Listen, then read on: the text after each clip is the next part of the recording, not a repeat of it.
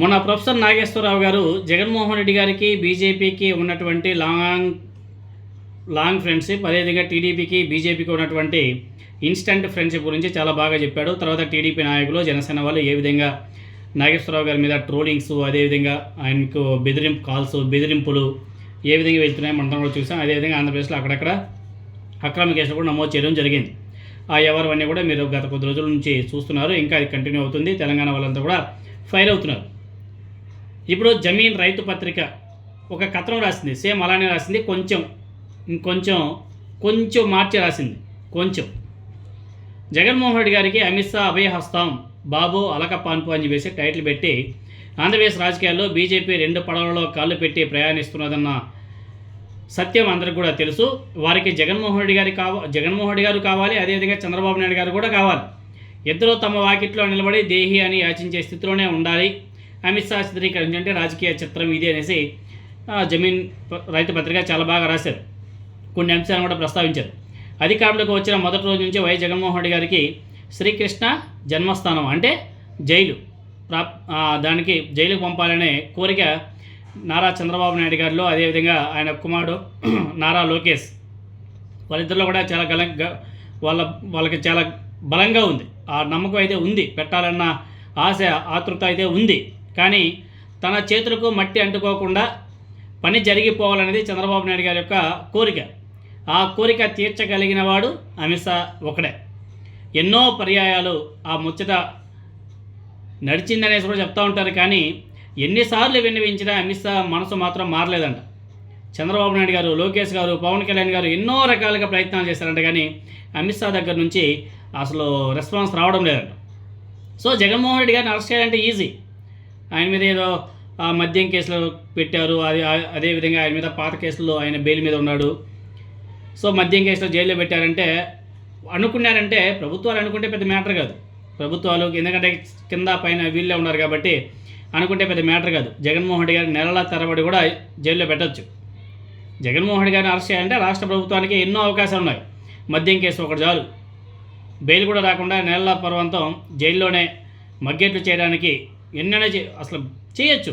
కానీ అక్కడ 2 అడ్డంకులు ఉన్నాయి. మొదటిది రాష్ట్ర ప్రభుత్వం. జగన్మోహన్ రెడ్డి గారిని జైలుకి పంపితే ఆయన పట్ల సానుభూతి వస్తుందేమో అన్న భయం ఒకటి ఉంది. అదే పని సిబిఐ, ఈడీ లేకపోతే కోర్టుల ద్వారా చేస్తే ఈజీగా అయిపోతుంది, చేతికి మట్టి అంటకుండా అయిపోతుందన్న ఆ వాదనలు కూడా గట్టిగానే వినబడుతున్నాయి. సో జగన్మోహన్ రెడ్డి గారి జోలికి వెళ్ళడానికి ఏ కోణం నుంచి కూడా అమిత్ షా ఆసక్తి చూపడం లేదంట. నీ అరెస్ట్ జరగదు అనేసి అమిత్ షా వర్గాల నుంచి జగన్మోహన్ రెడ్డి గారికి స్పష్టమైన ఆదేశం వెళ్ళిపోయింది అనేసి జమీన్ రైతు పత్రిక రాసింది. మరి వాళ్ళు ఏ సోర్స్ బేస్ చేసుకొని రాశారు? ఆ ధైర్యంతోనే జగన్మోహన్ రెడ్డి గారు తరచూ తాడేపల్లికి వస్తున్నాడు. అక్కడ నుంచి చంద్రబాబు నాయుడు గారికి సవాలు కూడా విసురుతున్నాడు. ధైర్యం ఉంటే అరెస్ట్ చేసుకొని ఇక్కడే ఉన్నాను కదా అని చెప్పేసి. ఎందుకంటే అమిత్ షా అభయహస్తం జగన్మోహన్ రెడ్డి గారికి మెండుగా ఉన్నాయి అనేసి జమీన్ రైతు పత్రిక కూడా చాలా స్పష్టంగా రాసింది. కానీ చంద్రబాబు నాయుడు గారికి మాత్రం ఇది ఎట్లానే వదిలిపెట్టాలని లేదు. ఎలాగైనా సరే జగన్మోహన్ రెడ్డి గారిని జైల్లో పెట్టాలా. నేరుగా జగన్మోహన్ రెడ్డి గారిని అటు కేంద్ర ప్రభుత్వం కానీ సహకరించకపోయినా సుప్రీంకోర్టు, హైకోర్టు ద్వారా ఆ కోరిక తీర్చాలన్నది వాళ్ళ విన్నపం అంట.